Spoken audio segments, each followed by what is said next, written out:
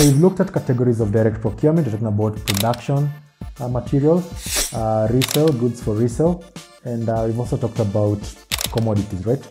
So under indirect procurement, what are the various categories that we have there? And these will be MRO, that is maintenance, repair, and operating supplies.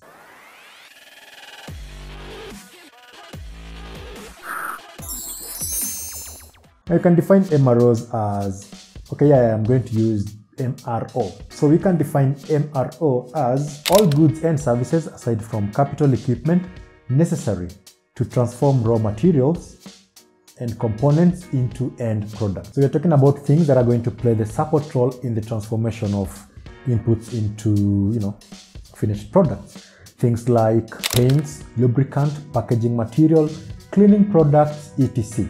What you truly need to understand here is that while most manufacturing companies may hold high stocks of MRO, it mostly is the case that the real value of these items may not be fully reflected in their purchase prices. So you need to understand their value either in terms of additional cost or in terms of lost revenue that might result. That means having a defined policy on purchase of these things, something that is not always there.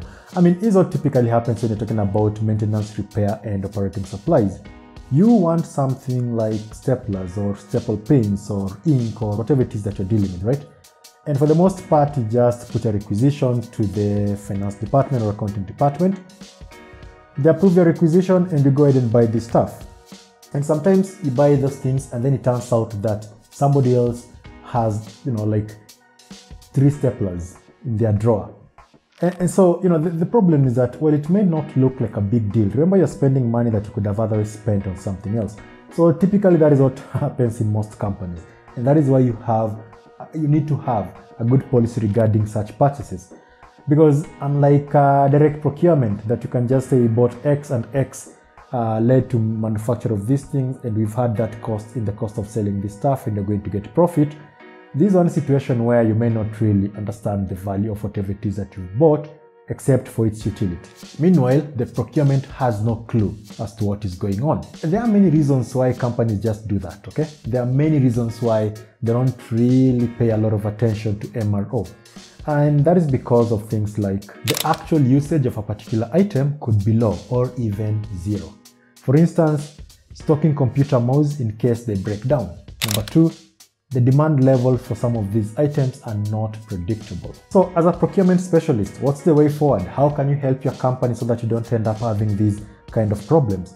Well, there are things you can do. For instance, each item of MRO supply must be accurately described and a comprehensive catalog developed. And number 2, stock movement must be recorded accurately. That is where the computerized stock system comes in to help. Look, up to that point, okay?